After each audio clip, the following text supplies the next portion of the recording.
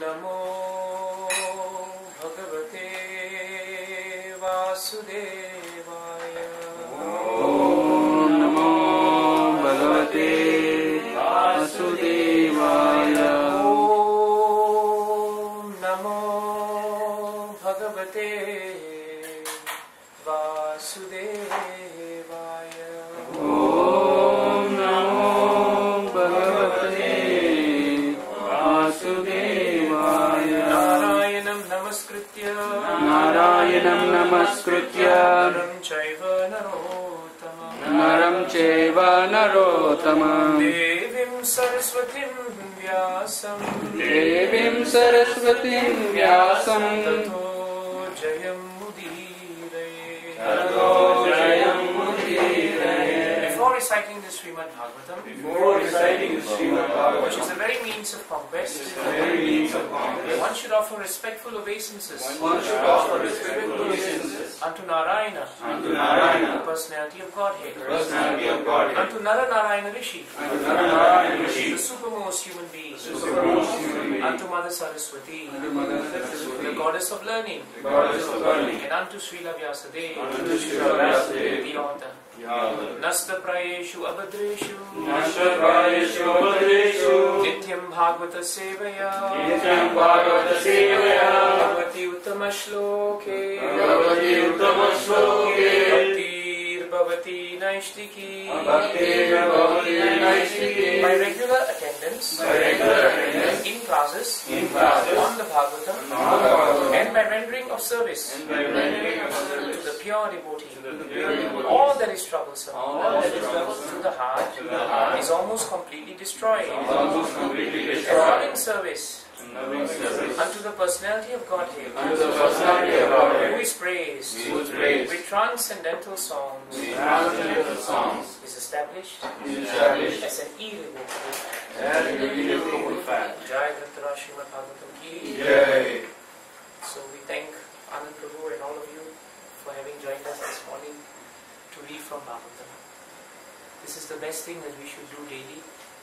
We should not do it because of any occasion, but we should do it sincerely so that we become very peaceful at the start of the day.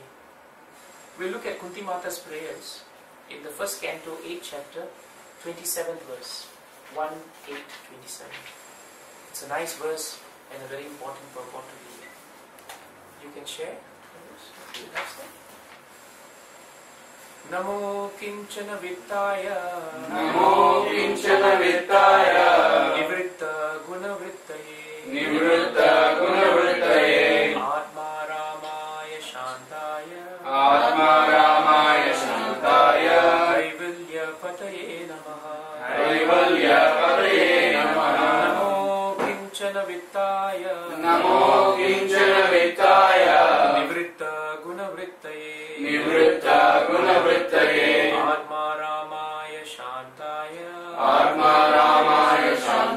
Kaivalya Pataye Namaha. Namo Kinchana Vittaya Nivritta Gunavrittaye Atma Ramaya Shantaya Kaivalya Pataye Namaha. Anyone like to chant? Namo Kinchana Vittaya Nivritta Gunavrittaye Atma Ramaya Shantaya Kaivalya Pataye Namaha. Namo Kinchana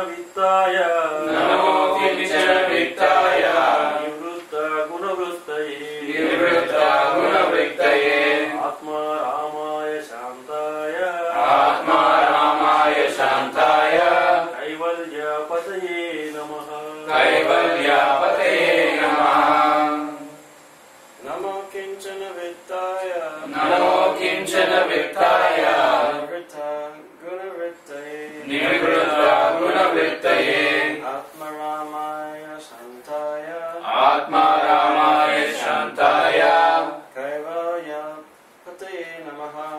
Kaivalyapataye Namaha. Namo Kinchana Vrittaya Namo Kinchana Vrittaya Nivritta Gunavrittaye Nivritta Gunavrittaye Atma Ramaya Shantaya Atma Ramaya Shantaya Kaivalyapataye Namaha Kaivalyapataye Namaha. Namaha. Namaha. All obeisances unto you. All obeisances unto you. Akinchana Vittaya. Akinchana Vittaya. Unto the property Unto the property of the materially impoverished. of the materially impoverished. Nivritta. Nivritta. Completely transcendental. Completely transcendental To the actions to the actions of the material modes. of the material modes. Guna. Guna. Material modes. Material modes. Vrittaye. Vrittaye. Affection. Affection. Atma. Atma. Aramaya. Aramaya. One who is self-satisfied. One who is self-satisfied. Shantaya. Shantaya. The most gentle. The most gentle. Kaivalya. Kaivalya. Pataye. Pataye. Unto the master of the monists. Unto the master of the monists. Namaha. Namaha. Bowing down. Bowing down. Translation and purport by His Divine Grace A.C. Bhaktivedanta Swami Srila Prabhupada Ki. Jai. Please repeat the translation. My obeisances My obeisances are unto you, Are unto you who are who are the property the property of the materially impoverished. of the materially impoverished. You have nothing to do You have nothing to do with the actions with the actions and reactions and reactions of the material modes of nature. of the material modes of nature. You are self-satisfied, You are self-satisfied, and therefore and you therefore are the most gentle that you are the most gentle and a master of the monists. and the master of the monists. Please hear the purport. A living being is finished as soon as there is nothing to possess. Therefore, a living being cannot be, in the real sense of the term, a renouncer. A living being renounces something for gaining something more valuable. A student sacrifices his childish proclivities to gain better education. A servant gives up his job for a better job. Similarly, a devotee renounces the material world not for nothing, but for something tangible, in spiritual value. Srila Rupa Goswami, Sanatan Goswami, Srila Raghunath Das Goswami and others gave up their worldly pomp and prosperity for the sake of the service of the Lord. They were big men in the worldly sense. The Goswamis were ministers in the government service of Bengal, and Srila Raghunath Das Goswami was the son of a big zamindar of his time. But they left everything to gain something superior to what they previously possessed. The devotees are generally without material prosperity, but they have a very secret treasure house in the lotus feet of the Lord. There is a nice story about Srila Sanatan Goswami. He had a touchstone with him, and this stone was left in a pile of refuse. A needy man took it, but later on wondered why the valuable stone was kept in such a neglected place. He therefore asked him for the most valuable thing, and then he was given the holy name of the Lord. Akinchana means one who has nothing to give materially. Akinchana means one who has nothing to give materially. A factual devotee or Mahatma does not give anything material to anyone because he has already left all material assets. He can, however, deliver the supreme asset, namely the personality of Godhead, because he is the only property of a factual devotee. The touchstone of Sanatan Goswami, which was thrown in the rubbish, was not the property of the Goswami. Otherwise, it would not have been kept in such a place. This specific example is given for the neophyte devotees just to convince them that material hankerings and spiritual advancement go ill together. Unless one is able to see everything as spiritual in relation with the Supreme Lord, one must always distinguish between spirit and matter. A spiritual master like Srila Sanatan Goswami, although personally able to see everything as spiritual, set this example for us only because we have no such spiritual vision.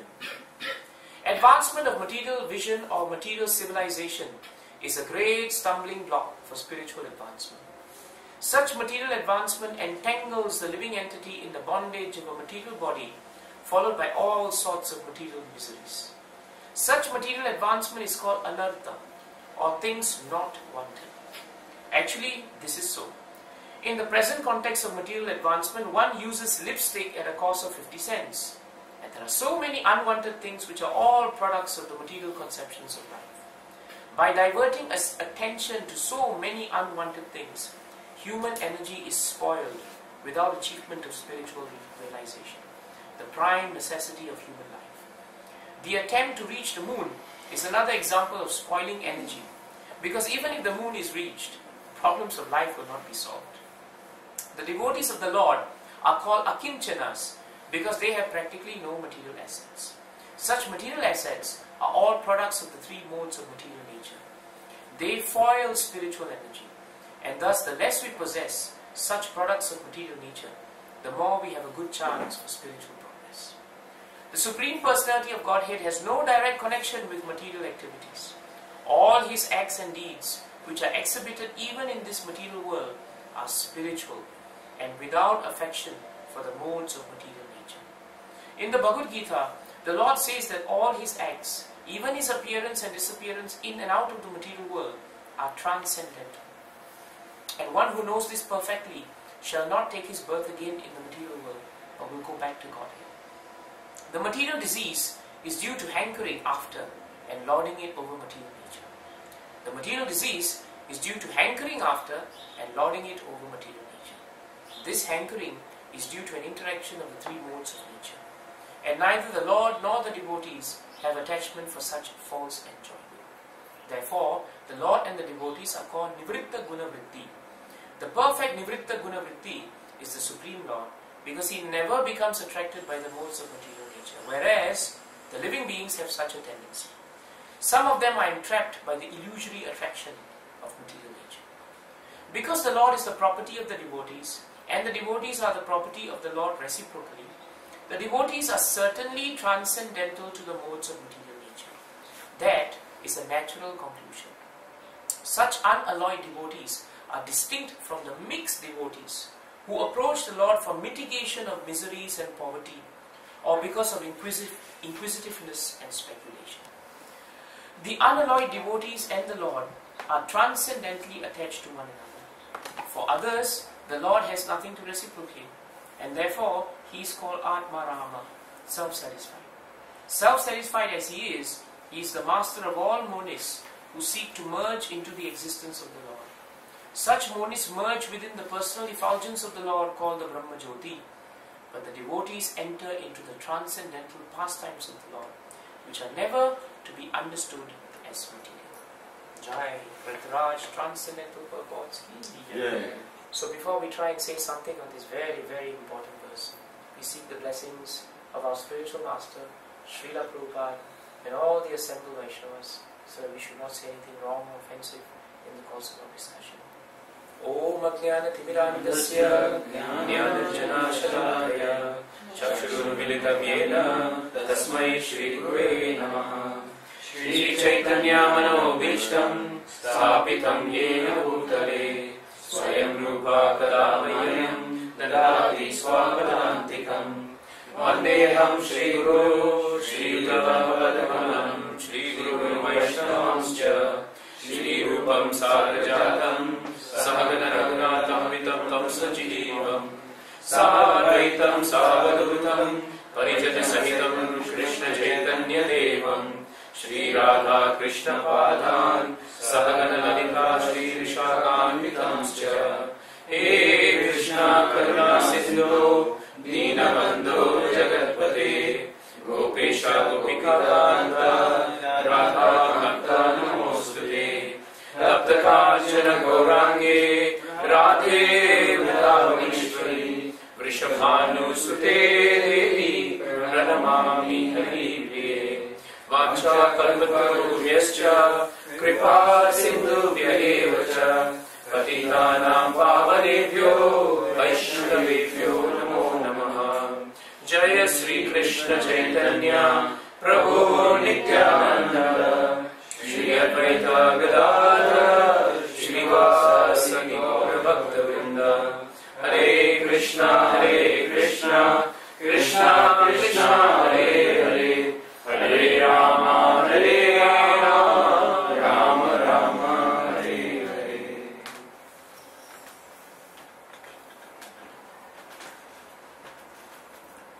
Namaha Kinchana Vittaya Nivritta Gunavrittaye Atma Ramaya Shantaya Kaivalya Pataye Namaha. So many ways in which we can remember Krishna. Krishna is known as Atma Ramaya, one who is self-satisfied.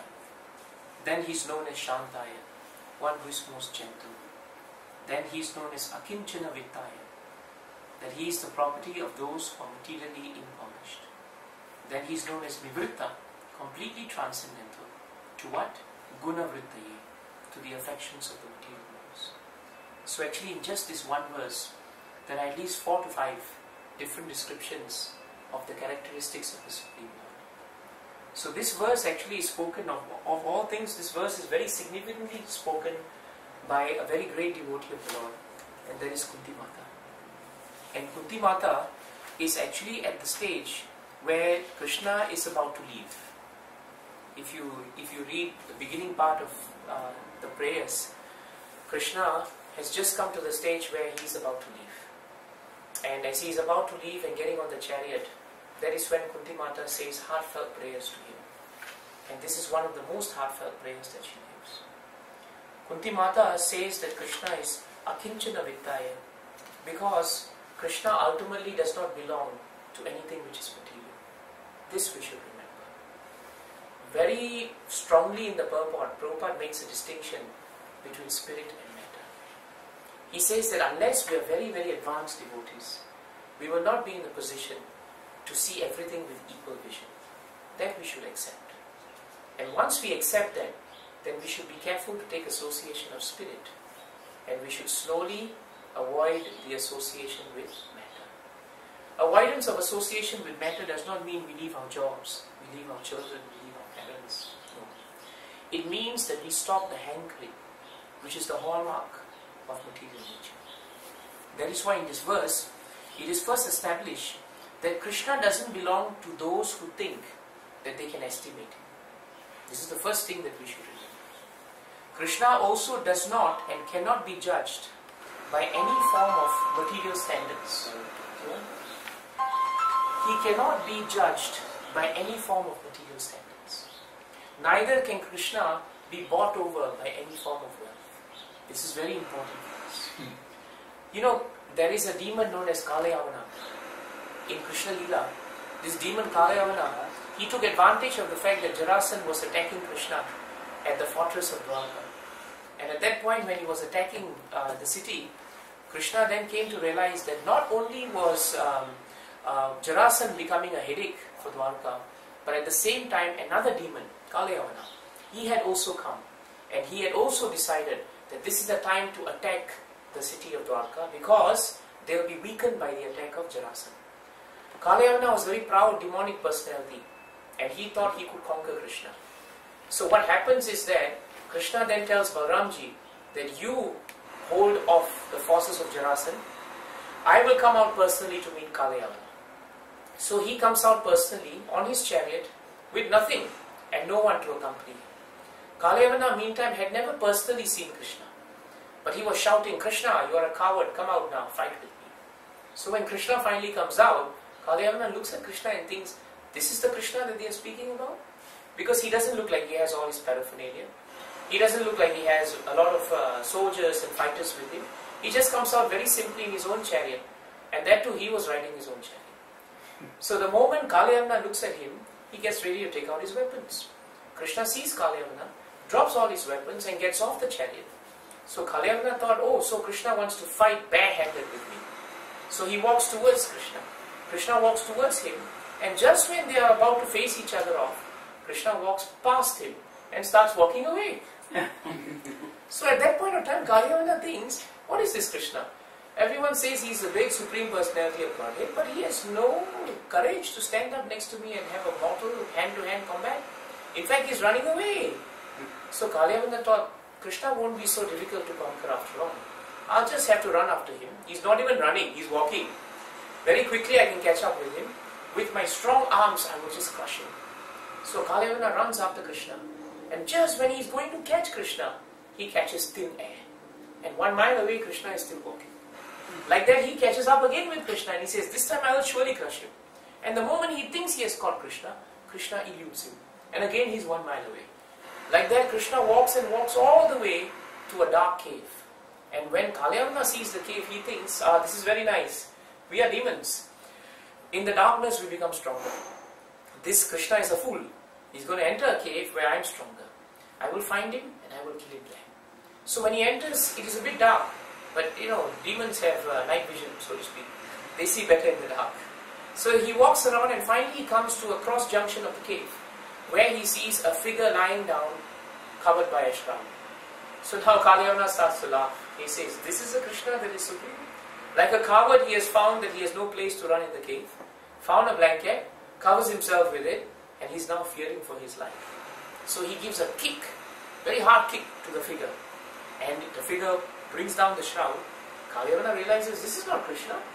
This looks like a sage, and this sage is actually a king, and his name is Muchukunda. Muchukunda was a very powerful king who had even helped the Devatas to fight. But after so many years of fighting, he decided to retire. And he got the benediction from the Devatas that he would sleep for thousands of years. But Muchukunda was a great devotee of the Lord. And he also prayed that when he wakes up, somehow or another he should take darshan of Krishna. So Krishna remembered his devotee, Muchukunda. He also remembered that he has to teach this Kalyavana a lesson. Because Kalyavana, like all demons, always think that if they have lots of material assets, Krishna is within their grip. That is why this Krishna Leela is very important. Krishna displayed the pastime of Rancho Rai. The pastime of walking away from what? From material assets. Kalyavana represents material acquisitions, material pride. Kalyavana thought, with all my asset and all my bala, strength, I can definitely catch this Krishna. But Krishna eluded him. And in the end, after kicking Muchukunda, Muchukunda got very angry and he said, who has dared disturb my sleep? If I wake up, I should only see Krishna. If I see demon, I don't want to see him. So because of the power of austerities that he possessed, he just uttered one syllable, one mantra. And immediately this great Kalyavana, the symbol of material acquisitions, was reduced to ashes. And just behind Kalyavana, there stood the beautiful form of Krishna. And Muchukunda offers beautiful prayers to Krishna. Bhagavatam tells us that Muchukunda represents the mood of a devotee. Though he had so much material assets when he fought with the demigods, he never became enamored by them. That is why he desired to break away from them and withdraw himself from these material acquisitions. So his sleep is not the sleep that we normally talk about, because his desire to come out of material acquisitions was actually that so that he can take darshan of Krishna.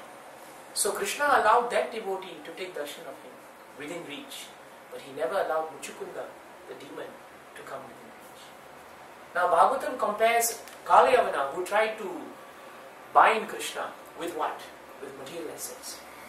And he failed. But look at Yashoda Mata. In 10th canto, Damodar Leela, Yashoda Mata is made to run around quite a bit by Krishna after she ties him with a rope which is forever untiable, until Krishna decides that he wants to give her the benediction to actually bind him. And here is an example Prabhupada writes in the purport, and Kunti Mata speaks later in the same prayers. How bewildering it is to me that even though the Lord is so powerful that he is feared by fear personified, Krishna is feared by fear personified, yet this same Supreme Personality of Godhead acted like a fearful boy when his mother caught him stealing butter, and then proceeded to tie him, and then proceeded to be bound. Krishna allowed himself to be bound by Yashoda Mata, but eluded the grip of Kalyavana, because Yashoda Mata approached Krishna with unalloyed devotional service. She bound him with her simple, unsophisticated love. No motive, no complications, no speculations, no high philosophy, nothing. The gopis did the same thing to Krishna. They did that too. The gopis would go to the marketplace every morning with dahi and paneer and everything else and milk and all. They were supposed to sell them, like you do very much, the bakery work. And then they would take back the profit. But they would go there, and what would happen? Vikre tu kama kilakopakalya murari pada vitachi chittavitti dadyadikam mohavacha mosham govinda damodaramadavedhi. Maharaj liked this verse very much. Vikretu kama. These girls, Kanya, they would go to the marketplace to sell whatever products their parents had got from the cows. But instead of shouting, this is milk, this is dairy products, this is yogurt, they would shout, this is Govinda, this is Madhava, this is Keshava. And those people coming, even they wanted to buy, they thought, hey, these mad people, shouting funny names. Maybe their products also will be mad. And they would walk away. But the gopis were so fixed in their simple love for Krishna. They had nothing else in their heart but the fact that they wanted to worship Krishna.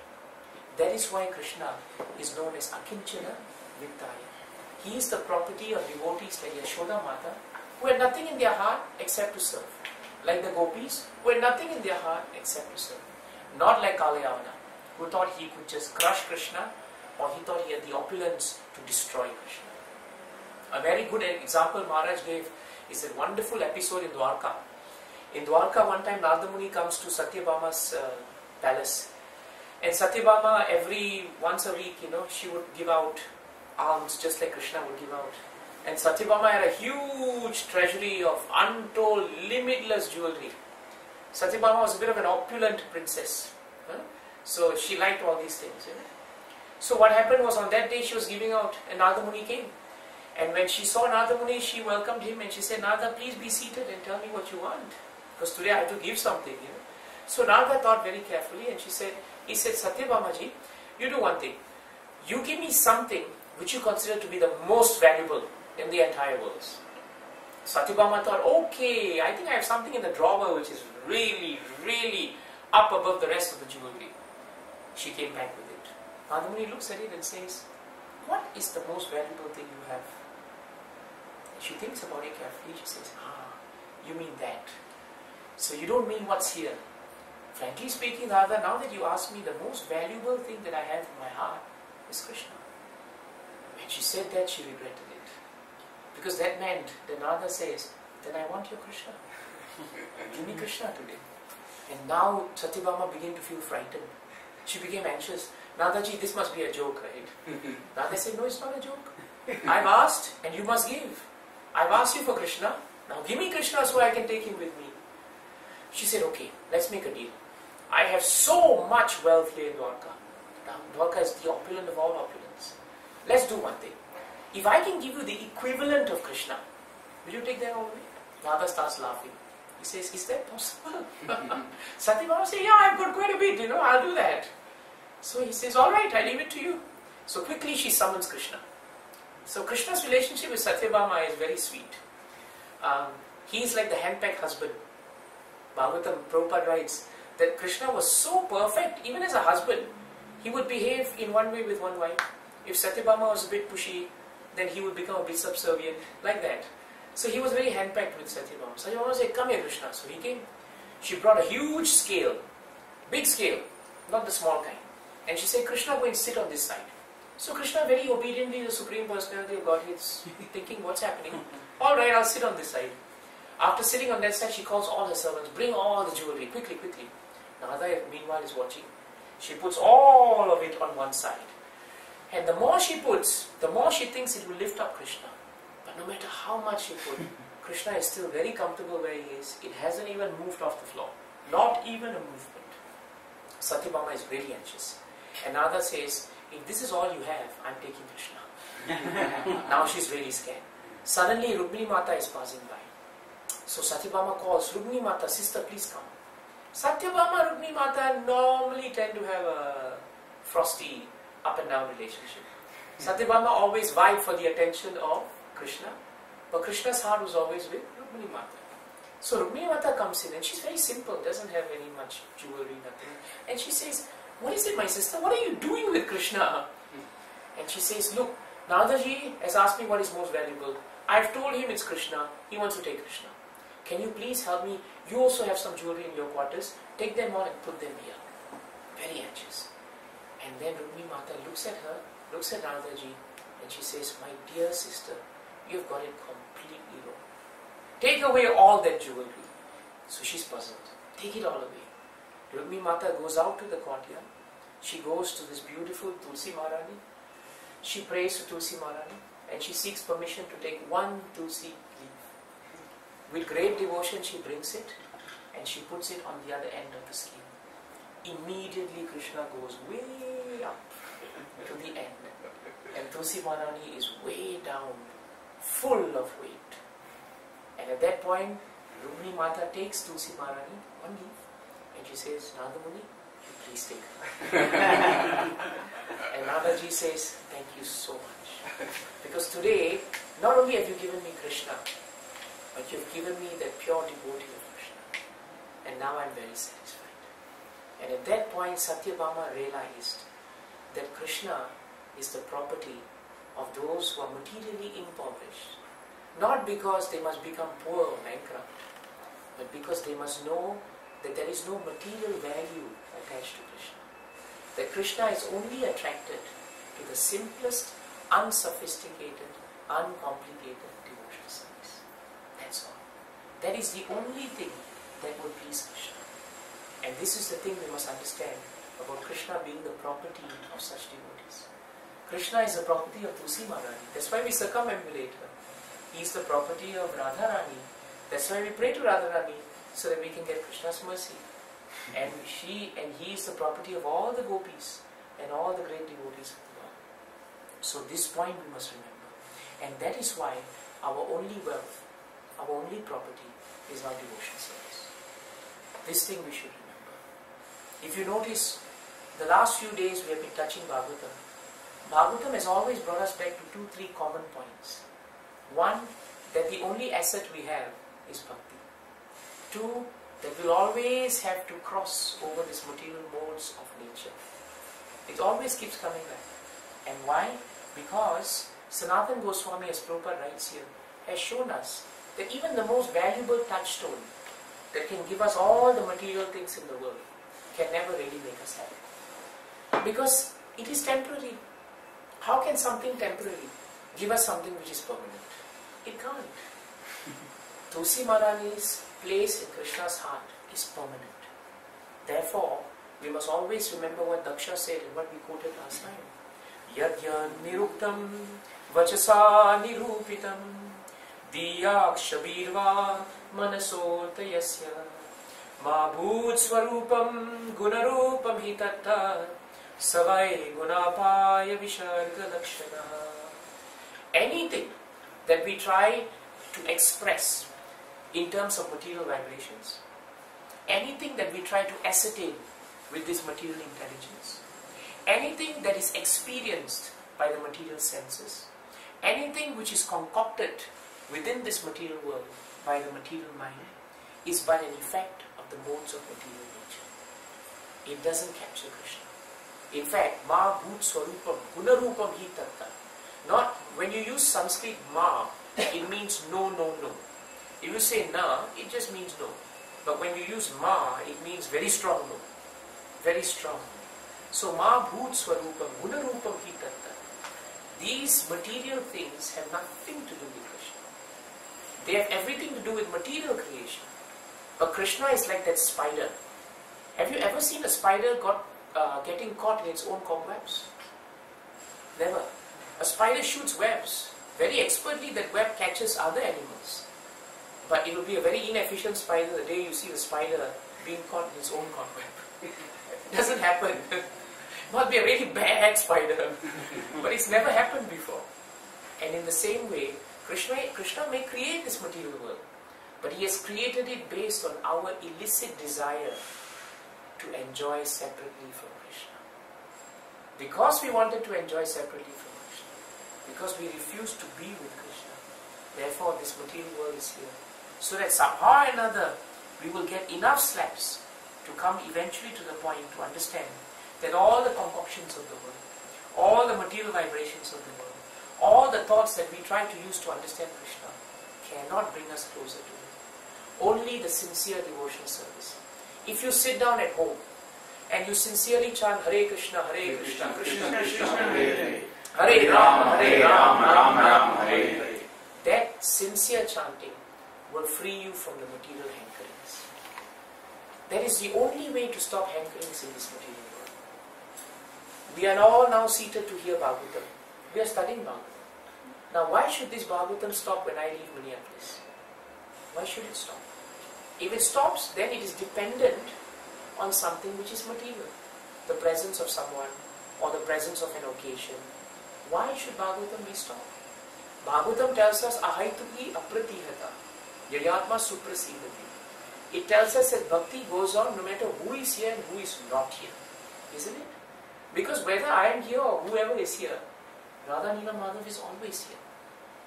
Our spiritual master is always present in our heart.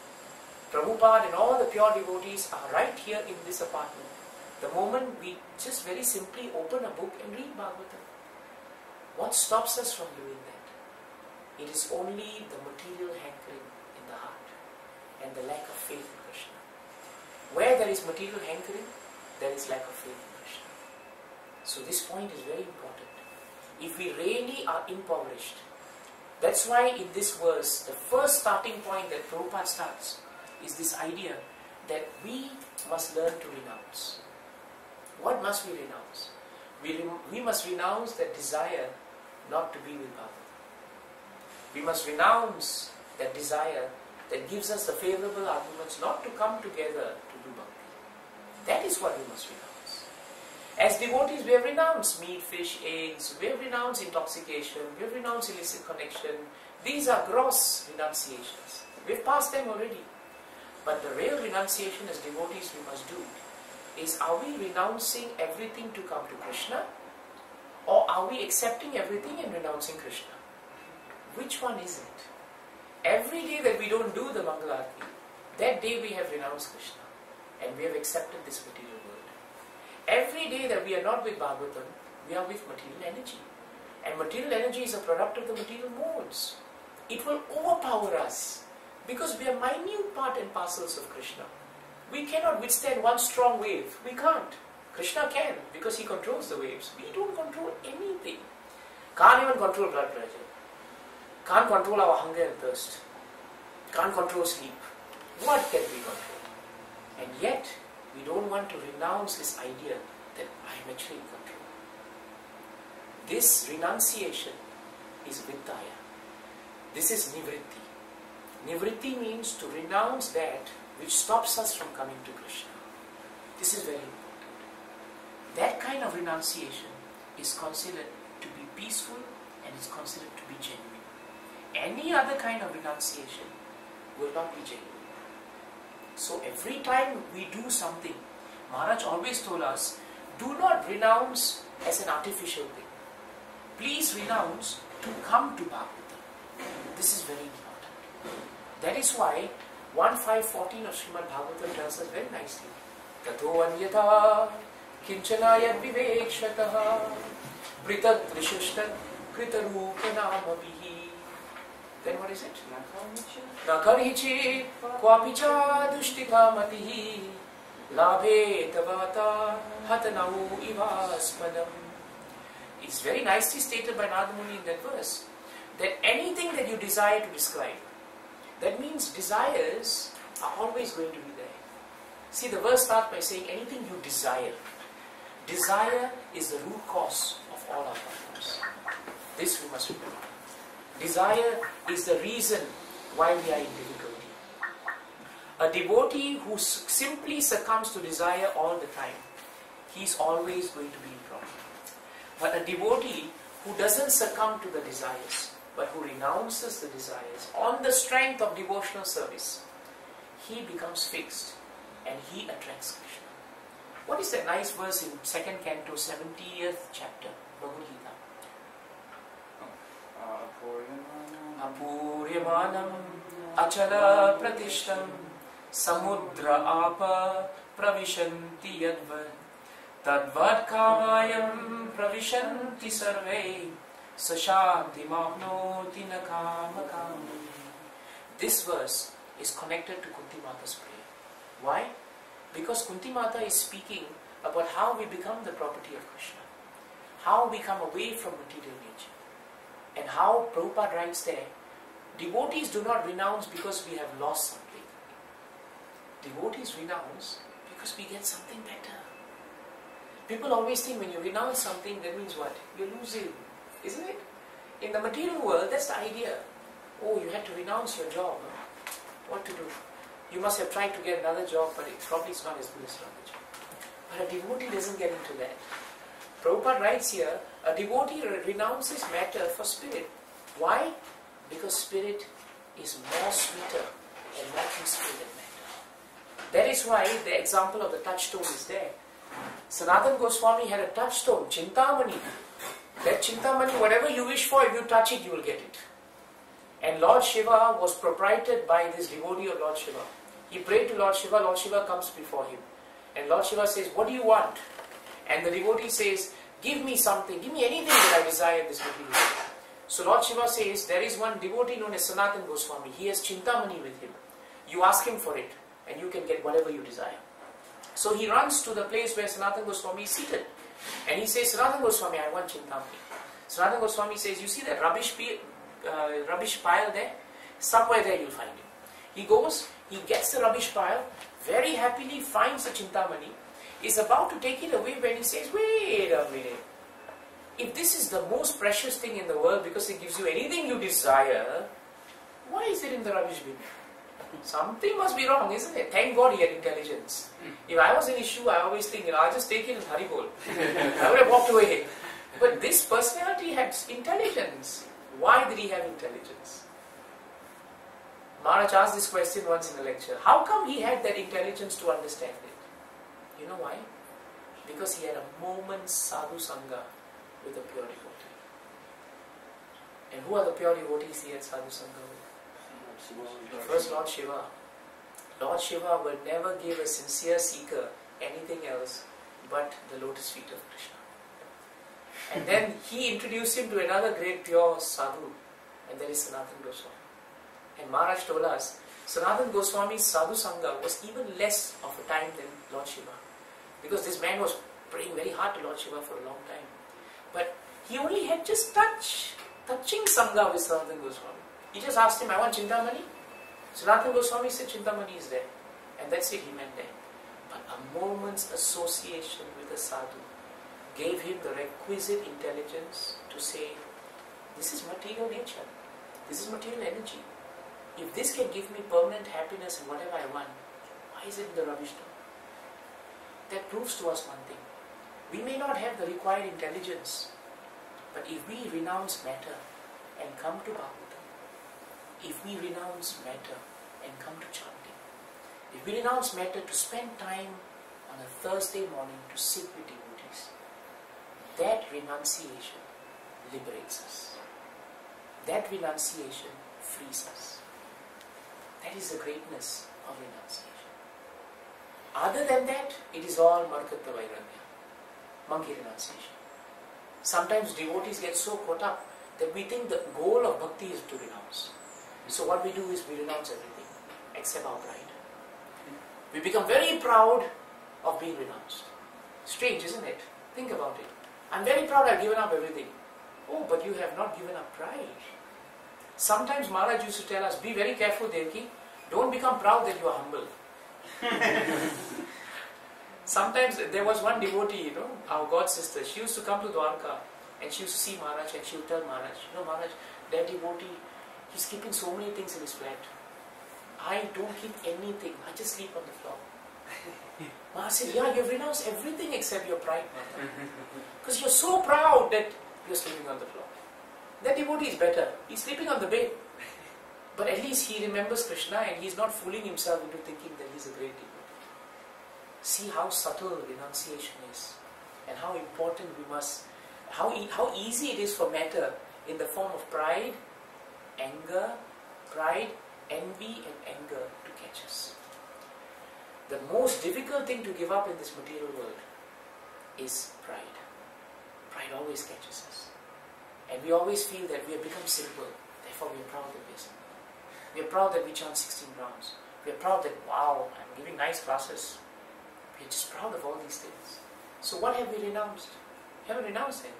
Actually what we have done, Maharaj said, is you have actually taken the touchstone, put it in your pocket. I don't know what touchstone you're talking about. Where's the touchstone? I'm with Bhakti. That's what we have done. So then that intelligent person, touched by Sadhu Sangha, comes back to Sanatana Goswami. Now what does he do? He says, Sanatana Goswami, I don't want that touchstone. Because now I've come to understand that if you're sitting here chanting Krishna's names, there must be something more valuable than the touchstone. So give me that. And then Sanatana Goswami initiates him into the process of bhakti. This is a very, very important episode for us to understand the prayer of Kunti Nadi. And that is why in 270, Krishna tells, a person who is not disturbed by the incessant flow of desires. Very important. The hallmark of someone who is always renounced, who is the property of Krishna because he is materially impoverished, is that he is not disturbed. He is not disturbed. Even though the desires are coming, Krishna says the desires are like a flow of rivers into oceans, isn't it? If I remember the verse properly, just like the rivers flow into the ocean, which is ever being filled up, but always still. Maharaj always advised us, be like the ocean. So much water is coming into the ocean, isn't it? But the ocean itself always remains still. In the beginning you may see some choppy waters at the top, but if you dive into the ocean, it's very still. So in the same way, when we are trying to arrange our spiritual life, matter always comes to try and agitate us. But if we dive deeper into devotional service, if we increase the quality of our devotional service, if we say, once a week program is not enough, even if 2 people come, we will do it. That means we are diving. That means we are really diving in. We are not doing it for name, fame, numbers. No. We are doing it so that we become free of the desires. What can we give others if we are lacking? We can't give anything. Sanatana Goswami could not have given this intelligent man bhakti if he lacked it. But because he had it, he could give it. That's why Maharaj said, and Prabhupada always defined, purity is the force. Before we become big preachers, let us try to be pure in our motive to come to Krishna. That is very important. And how pure we are, that's up to Krishna. But we should try. Nothing wrong in trying. So the desires may come, but that person who doesn't strive to satisfy the desire, he doesn't try to satisfy it, he attains peace. Not the man who tries to satisfy that desire. So all kinds of desires will come, prabhus. They will come. But our duty is, we chant more, we read more. And when we do that, the disturbances, they go down. The more we try to tackle the disturbances by saying, never mind. Today I will satisfy myself with this one last desire. But that one last desire, will turn to, okay, one more desire. You're still very young. I allow you 5 more desires. Like that, there's no end to it. No end. That's why Bhagavatam tells us that we should always remember, renunciation is not an artificial imposition. Renunciation is actually very, very, very genuine. And I remember Maharaj telling us that when attachment to objects are there, then Srimad Bhagavatam never enters the head. It's in one of his collectors. I like this quotation. When there is attachment to objects of the senses, when there is attachment to this material matter, then Srimad Bhagavatam never enters the head. Yes. That's why sometimes we can sit down and read Bhagavatam till the cows come home. But because the heart is still very material, and because we don't accept Bhagavatam as Krishna, no matter how many shlokas we have, our behavior doesn't change. What's the point? Something is wrong somewhere, isn't it? That's why Maharaj said, when attachment is there, Bhagavatam never sticks to your head. Then Maharaj says another thing. The potency to renounce, the potency is gained when we renounce. Very important point. We gain potency when we renounce something which is of a lower taste for something which is of a higher taste. There is sacrifice, but that sacrifice is sweet. And then Maharaj concluded by saying, don't renounce to show. Otherwise devotees get caught up in that. We want to renounce and we want the world to see how renouncing is. We want at least 10 people to sit down and hear us speak Bhagavatam. Otherwise, I don't feel like speaking about it. We renounce to show. But Maharaj said, don't renounce to show. Renounce to come to Bhagavatam. Very powerful statement. Renounce everything so that you come to Bhagavatam. Otherwise in Dwarka, if you go to Dwarka, you have all these sadhu babas by the edge of the river Dwarka, Gomti Ganga. And they have renounced everything. Some of them I used to meet in the early 90s when I used to go to Dwarka earlier. I used to be fascinated by them.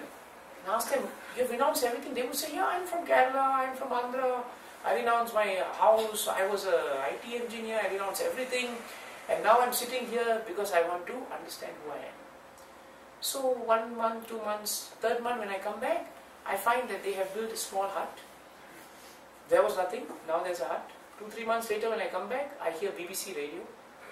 I see satellite TV. And ask them, how come you're getting all this?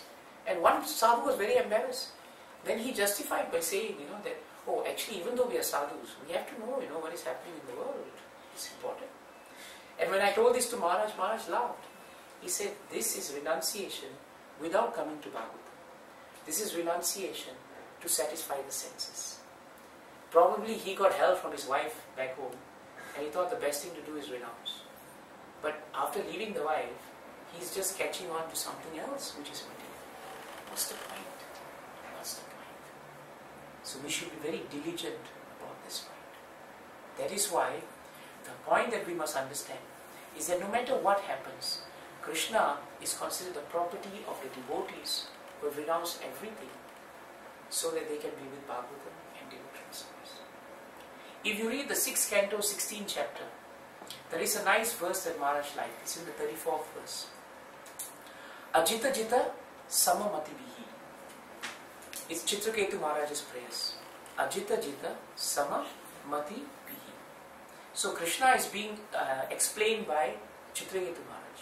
Chitraketu Maharaj says, Sadhu Bir Bhavan Jita Mad Bihir Bhavata. Then he goes on to say, Vijitaste api cha bhajatam akatmanamam ya atmada ati kamaha. Very nice verse.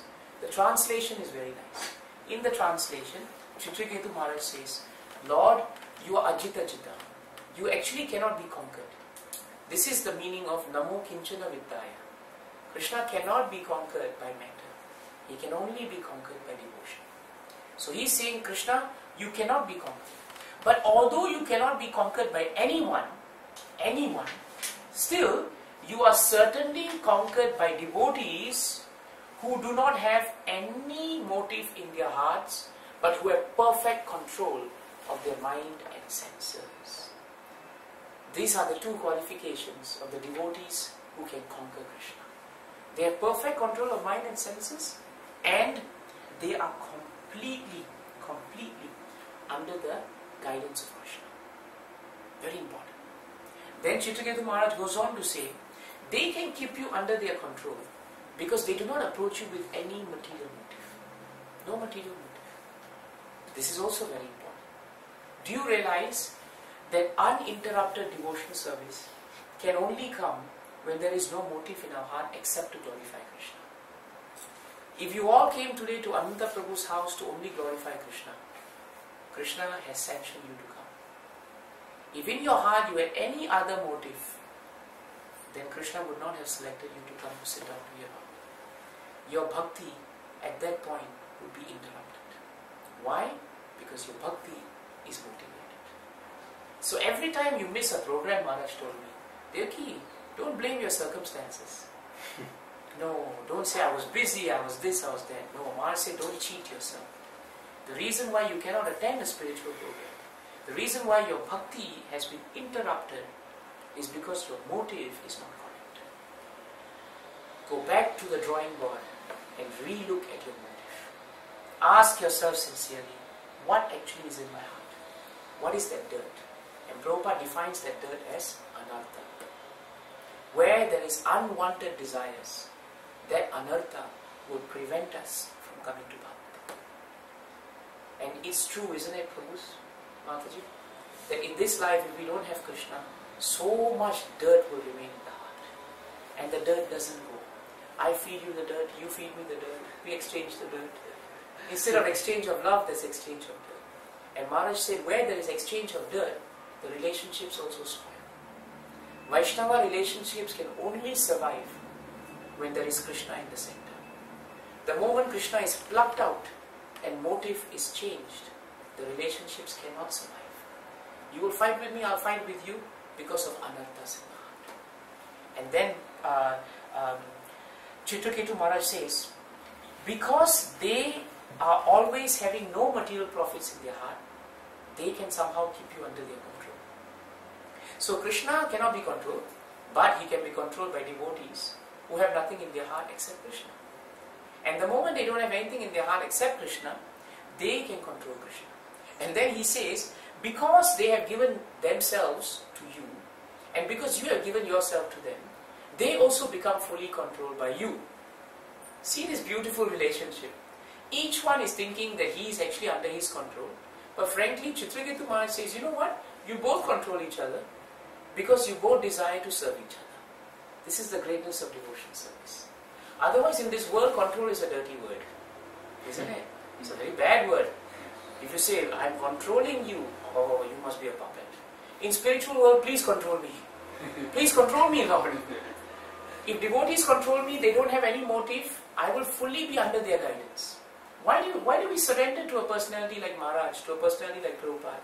Because we know that when they control us, they have no motive in their heart except to bring us to Krishna. That control is genuine control. Any other control is dirt. This point is what is being given by Chitraketu Maharaj. So the difference between the pure devotees of the Lord and the mixed devotees of the Lord, Prabhupada writes in the purport, is that the mixed devotees of the Lord, they are always mixed up. They mix matter with spirit, but they say that I know exactly what is matter and what is spirit. But Prabhupada very nicely states here, he brings us to the ground and say that until you are really pure devotee, please don't try to be smart and mix matter and spirit and say that no, I'm advancing very nicely and at the same time I'm a nice devotee.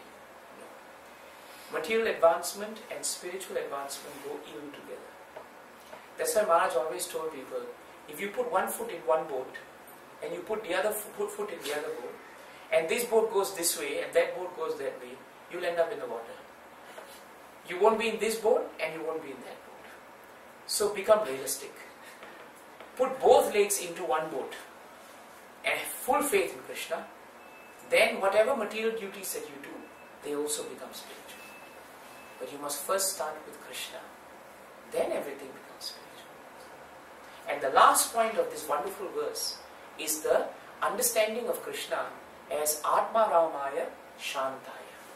So we know now Krishna as Nivritti. He is one who is the property of those who are Nivritti. So he is Nivritti Guna Vittaye. At the same time he is Akinchana Vittaya. So these two things now we know very clearly. The last two examples to understand Krishna is actually he is known as Atma Ramaya. Krishna is always self-satisfied. And this is where Maharaj told us that self-satisfaction is the key to unlocking devotion service. Very important. Bhagavatam means behavior. Until we become self-satisfied in our behavior, we will never be able to become peaceful in devotion service. Those who are very, very unsatisfied, they are frustrated. Isn't it not so? You find that when you are not satisfied with what comes to you, you become frustrated. Krishna teaches us that whatever that comes, Isha Vasam Idam Sarvam, whatever that is coming to you in the ordinary course of activity is your quota. If a devotee accepts that this is my quota, he becomes peaceful. When Sudama went to see Krishna, did he expect Krishna to increase his quota? No. If he did that and he left and Krishna didn't say anything to him, how much frustrated Sudama would have been. In that frustration, can you remember Krishna? You can't. Can you read Bhagavatam? You can't. Can you chant your rounds nicely? You can't. But because he was self-satisfied, happy that Krishna knows what I need and not what I want, then when Sudama left Porbandar, after seeing, when Sudama left Dwarka to go back to Porbandar where he stayed, He was a self-satisfied individual. Now when he went back and suddenly saw all the palaces, did his desires suddenly go way up and say, now I want more? No. Because he was inherently self-satisfied, alright, this has come because Krishna has given. Let me utilize it for Krishna. That's all. Maharaj said, even though Sudama had a huge palace, he continued to sleep on the floor. It didn't matter to him. This is the mark of one who is Atma Ramaya. And we must follow this from Krishna and his devotees. If whatever comes, there is enough. Anything more, if it comes in the natural course of activities, I will accept it. But if it disturbs my devotional service, no matter how appealing it looks, I will renounce it. It's better. The Avanti Brahmana, the Avadut in the 11th chapter, 11th canto, he gives the example of the hawk to understand renunciation. This hawk, found a piece of meat on the floor. Picking up the piece of meat, it went all the way up to a high tree to eat it. The moment it started flying up with the meat, all other hawks which were looking for food but which couldn't find it, they also rushed. And they harassed the hawk mid-air, biting, trying to get the meat away from it. Now that meat was supposed to satisfy the hawk because it's a food. He thought by eating it, my desire at that point, because of hunger, would be satisfied. Now when he went to satisfy his hunger, suddenly so much trouble came in the form of the hawks. Now this hawk was left with a dilemma. I can't eat in peace. What am I to do? Finally it decided how to become peaceful. It just dropped the meat. And it flew off to the top of a tree, and there he was peaceful. The moment he dropped the meat, all the hawks which were harassing him, they all went for the meat. And this hawk became peaceful. Yeah, maybe stomach a little empty, but it is better than being harassed. If you think about it very deeply, this is how a devotee should live in this world. It's a very important point, very instructive point. We leave our heart with Krishna. That way, we automatically renounce. You know the famous story that Prabhupada spoke about? Devotees in the temple asked Prabhupada, Prabhupada, how do we go out there, preach to people about Krishna, but not be affected by Maya? How? Prabhupada said, you must leave your heart in the temple. You must leave your heart with Krishna. Then you go out there and you work for Krishna and come back because your heart is here. And Prabhupada gave the Panchatantra story of the crocodile and the monkey. That the crocodile was always looking for a way to eat the monkey. Monkey was always living in the tree. One day the monkey wanted to cross over the river to the other side to get some fruits. Crocodile then told the monkey, monkey, you want to cross over? You know what? I just have news for you. I recently took a vow. I've become vegetarian. And I am totally off monkeys now. I don't eat them. And I also want to become your everlasting friend. Monkey said, friend, it doesn't happen between crocodiles and monkeys. We are sworn enemies. He said, no, I'm changed. I renounce. I become Babaji. So monkey thought, oh, okay, fine. Then help me to cross over. So monkey gets on top of the crocodile. They talk like good friends. They come to the halfway point of the river. And then they cross it. They go over to the other side. Monkey gets the fruits. Monkey comes back and thinks this crocodile is such a nice friend. Comes to the mid of the river, crocodile stops. Monkey says, why aren't we going back? Crocodile says, because while you've had your fruits, I need to have my meal. What meal do you want? You! And the monkey says, I've been cheated. Crocodile said, you're foolish. Did you ever think that a crocodile will not want to eat the monkey? Now I can literally taste your heart, the crocodile said. And the monkey said, my God, did you say heart? Yes. Oh, you should have told me this sooner. Why? Don't you know that it's traditional for monkeys that whenever we cross rivers, we leave our heart on the tree? And the foolish crocodile said, really? I didn't know it was practice. And monkey said, that's why you're not a monkey. We know it, you see, It's something that we all know. We always keep our heart in the tree. So I tell you what, since you have told me you're my friend, since you've been so kind to bring me fruits, bring me back to the other side. I'll go up there, get you the heart, you can eat it, and we'll all be friends again. Crocodile thought, this is very nice. So he gets monkey across. Monkey climbs up the tree. Crocodile says, where's the heart? And the monkey says, it's safe inside. Very safe inside. Thank you very much. And at the end of it, all the disciples and devotees looked at Prabhupada and thought, Okay, what is it? And Prabhupada very simply said that this material world is like that ocean, and all the people out there are like crocodiles. They will try to form friendships with you and tell you that it's alright, but ultimately you will be eaten up by material nature. Yes. The only safe way to live in this world is that shelter of that tree, which is the shelter of Krishna. If you leave your heart with Krishna on the platform of devotional service, then you will always be under the protection of Krishna, and matter will not be able to touch you. That's why one who is satisfied with whatever he gets, his heart automatically is with Krishna. And that is why he assumes Atmaraya Shantaya. Maharaj said there's a connection between self-satisfaction and gentle behavior. The Lord is gentle in behavior. He is not Parushyam. In the 16th chapter, 4th verse, the word Parushyam is used to signify demonic behavior. Dambam Darpo Abhimanascha. Right? Eva Parushyam Evacha. This Parushyam means harsh.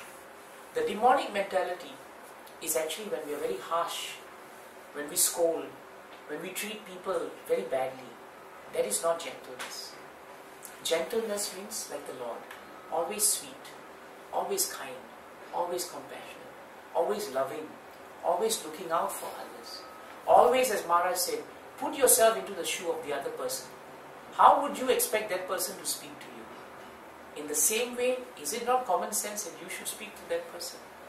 This should be the way to become gentle. And Krishna is the master of that gentleness. One who is gentle, Maharaj said, can only be gentle in behavior if he does two things. One, if he is satisfied with what comes. Because he will not be frustrated, and therefore he will be gentle. A frustrated person can never be gentle.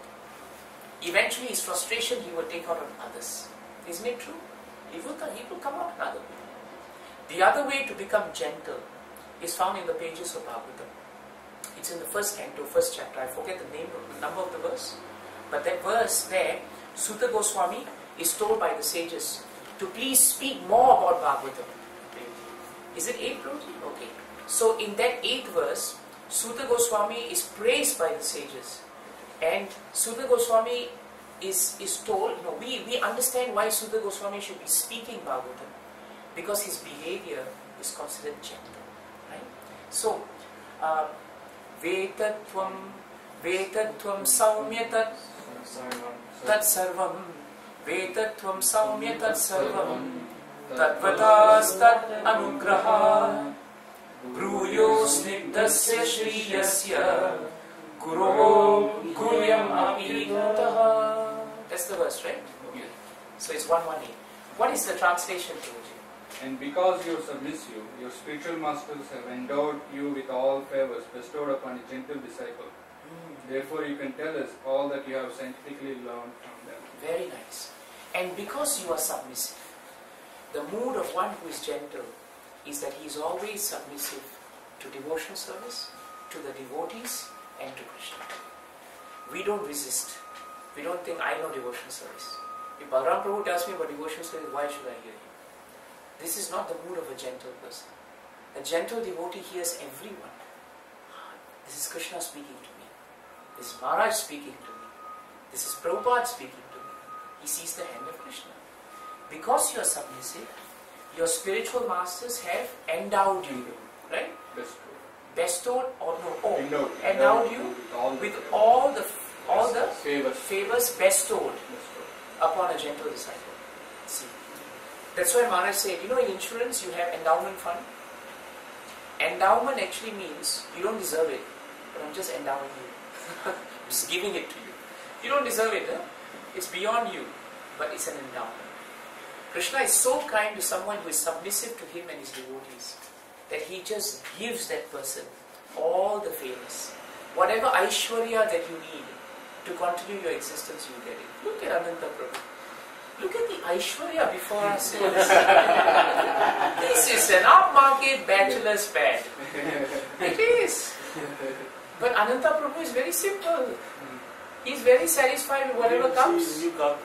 Sorry, bro? You didn't see his new We haven't seen his new car, you see. Krishna is just supplying him unlimitedly. Why? Because he doesn't have anything that is anartha in his head. or in his... That's why Maharaj says he's Ananta. He's not Ananta. If he's Ananta Vijay, big problems. But he's Ananta Vijay. Why? Because he is conquered by gentleness, and Anand means bliss. But Maharaj said there are two components to Anand. One is Anand when he is blissful, but he is blissful because he is self-satisfied. That is the real meaning of Ananta. Ananta means there are two components. He is self-satisfied and therefore he is blissful. Krishna is avismitam tam paripurna kamam. He is self-satisfied, therefore he is always blissful. That is the only way to become happy in this world, that you are happy. That is the only way to become gentle in this world. And the second point Maharaj said is that gentleness comes first from Atmaramaya, and second it comes when you serve the spiritual master as a gentle disciple. And for us that is very important, because we are not at the level where we can approach Krishna directly.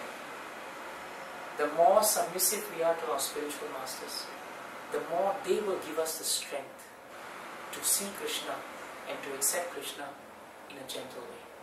Only they can give us that. Nobody else can give us this. This point is very, very important. That we can only come to Krishna by the mercy of the great devotees. We can only become gentle in our behavior if we follow the footsteps of the great devotees. And I want to end by remembering what Maharaj said. Maharaj said this word gentle. Every letter is a qualification found in a devotee. You have G-E-N-T-L-E. So the first G, the qualification of a gentle devotee is that he is grave. Grave. Dhira. That's the first G. And Maharaj said one who is Dhira, he is Dhira because he knows that he is going to the grave. He is grave because he knows he is going to the grave. He knows that death is going to come anytime. Today's calendar, Maharaj says, you will wake up from Mangalarati if you remember your death. One who is grave is one who knows that the last day is coming. He becomes gentle. What is E? E is once he understands that the last day is coming, then he becomes fully dependent on Krishna. One who is dependent on Krishna, he becomes equipoised, and that is E.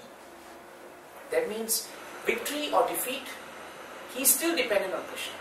So what does it matter if the results come? Vritasur was like that. In the 6th canto, 11th and 12th chapter, 11th and 12th chapter, you find there is the episode where Vritasur is going to fight Indra. You remember? He's going to fight Indra. And at that point, he's going to fight Indra. Indra has already been blessed by Krishna to fight Vritasur. How? Krishna told Indra and the Devatas, you go to Brahmaji, Brahmaji will direct you to go to sage Dadichi. Dadichi's bones will become the most powerful weapon, Vajra. And with that powerful weapon, you will defeat Vritasur. So actually, if you are in Indra's position, you know automatically that I've got the backing of the creator of the universe. Definitely I will win. On top of that, I've got the bones of a great devotee as a weapon. How can I use? Now, what do you think Vritasur must have been feeling? Already the moment he was born, he was already in a disadvantaged position. He was up against Indra, who was already guaranteed victory by Vishnu. If I was in Vritasur's position, I would think, what's the point of fighting? What's the point of fighting? And when they are ready to fight each other, Vritasur is so powerful that Indra takes a mace and he throws it at Vritasur. Bhagavatam tells us Vritasur catches the mace as if you would catch a garland of flowers. And he throws back the mace with so much force that it hits Indra on the jaw and he falls back with Airavata 12 miles. Imagine the force of Vritasur. That's how powerful he is. Indra gets up and then Vritasur chants this beautiful prayer. Nanu esha vajras tavasa kratejasa harir dadichi tapasa tachate jitaha tenaiva shatrun jahi vishnu yantrito yato hari vijaya shri gunastataha. I think it is in the 6th canto, 11th chapter, 20th verse. Nanu Esha Vajras, Tava Sakrate Chutaha. There, Vritasur is now advising Indra. You know why he is advising Indra? Because Indra, when he fell off Airavata, his powerful weapon made from the bones of Dadichi fell away from him. Imagine the scene, Prabhus. It's like a movie. The hero is going to kill the villain with a powerful weapon. But the villain throws back another weapon, hits the hero, and suddenly he falls back, and the weapon is far away. Can't reach it in time, because Vritasur is very near it. So Bhagavatam tells us, at that point Indra gets up, very painful job, and he becomes very morose. He thinks, I've lost the battle. His enemy is there. What does Vritasur do? Vritasur stands up and says, foolish Indra, Nanu Esha Vajras, Tava Sakrate Chitaha. He now chants this prayer. He says, my dear Indra, do you not know that the thunderbolt that you have, that has been given to you, has been made by the prowess of Lord Vishnu and by the purity of Dadichi. Do you know that this thunderbolt is so strong that it has been sanctioned by Krishna, Vishnu Yantrito. It has been sanctioned by Krishna to kill me. And since you have already got the blessings of Krishna and the blessings of a pure devotee of Krishna, your victory, my dear, dear Indra, my sworn enemy, is guaranteed. My defeat in the battle is guaranteed. And then he says, since we are all dependent on the Supreme Personality of Godhead, we must simply become equipoise. G-E, equipoise. Whether it is victory or defeat, what does it matter? Let me fight as if I am your enemy, and you fight as if you are my enemy. Let us become pawns in the hands of that Supreme Creator, and let us do our best to play out what is his plan. And saying like that, Indra becomes now, oh yes, you know, you are my enemy, but now you have inspired me. Let me pick up my weapon and let's fight. And then Bhagavatam says, Indra roared and Vritasur roared louder. Vritasur jumps on Indra, but Indra with his powerful Vajra cuts off one hand of Vritasur. But Vritasur does not become morose. Again he jumps on Indra. Indra cuts off the other hand of Vritasur. Two hands gone, but he's not giving up. And now he says something very beautiful. He says that even though my defeat in this material world is guaranteed, I have another victory. My victory is at this moment in my hour of death. Let me remember the lotus feet of Krishna. And by remembering the lotus feet of Krishna, let me never come back again to this material world. So that I will forever be at the lotus feet of Krishna.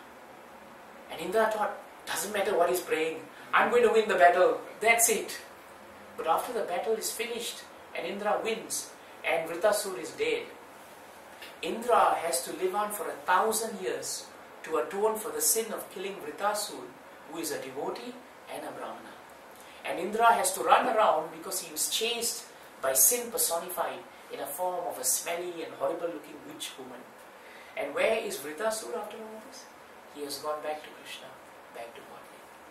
Aham hareta vapadayika mula dasanudaso bhavitasmi bhuyaha manasmareta supate gunamste granita vakarma karotu kayaha nanaka prishtam nacha parameshtam na sarva bhaumam narasadhipatyam na yoga siddhir apunar bhavam va samanjasadva virahaya kamshe. This is the mood of a devotee. He has renounced all these things. Victory in defeat is always there for a devotee. Devotee never loses because he is equipoise. So G is there, E is there, N. What is N? Maha said N means we should always remember that we are nothing. And in bracket Maha said possess. So nothing we possess. So we become grave, we become equipoise, because we know that we are nothing. We don't have anything.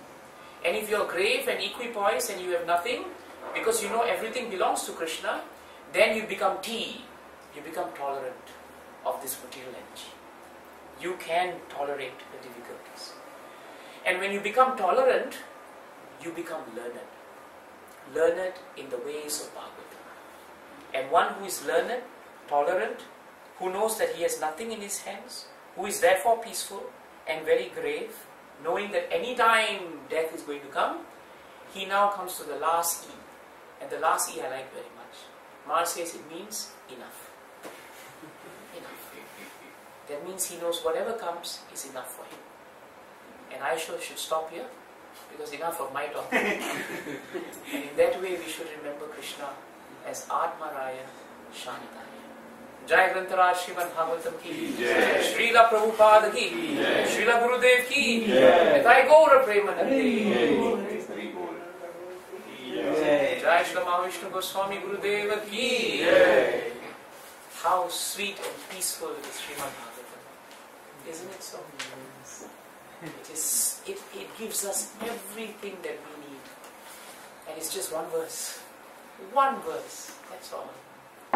My humble request to all of you, please don't leave the lotus shelter of Bhagavatam. Please increase your studies together.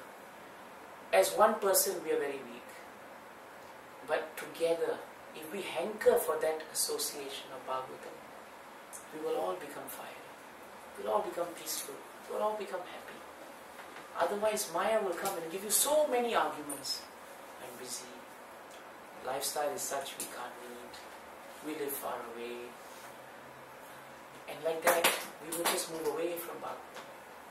Don't allow material nature to get the better of us. Especially when we have surrendered at the lotus feet of the pure devotee. What would please Maharaj? You all know as much as I know. By reducing the spiritual activities, we cannot please the spiritual master. By increasing the spiritual activities, we can always please the spiritual master. And in that way we will never be disturbed. No anarthas will catch us. Only Ananta will catch us. Thank you, Ananta Vijay Prabhu. Thank you. Are there any questions? Any realizations? I was just going to say this is a dream come true. It's a dream come true for us. I waited 3 years to come and take association of all of you again. And I'm so inspired. So to Abu Dhabi, Hari Bol. And who is here? My parents. Your parents? Oh, really? Hari Bol Prabhu and Hari Bol Mataji. Sajjan Prabhu, Dandavads. Very nice to hear you, Prabhuji. You're very kind, you know. One day we have to hear you. One day we have to hear you. Sajjan Prabhu is walking Bhagavatam. And Punya Prajna Prabhu, you serve Maharaj so nicely that all his gentleness is bestowed on you. Nice to see you, Prabhu. Is there a wedding photo behind? Yeah. I see that. How's the mother-in-law doing? She's okay? Mother-in-law, how are you? Very good. Nice to see you. Your brahmachari son is in good hands. Thank you so much. In this way, we are all united by Maharaj. Hari Bol, Hare Krishna. Hare Krishna. We invite all of you to come to Minneapolis, spend time with them, and we invite all of you to go to Chennai, go to Abu Dhabi. Now we should travel because Maharaj was a traveler. We should travel. So you had enough money, bro? Hari Bol. No, you can travel. Where? I can hear you. Thank you, Prabhu. Hare Krishna. See you again sometime. Hare Bol. Hare Krishna.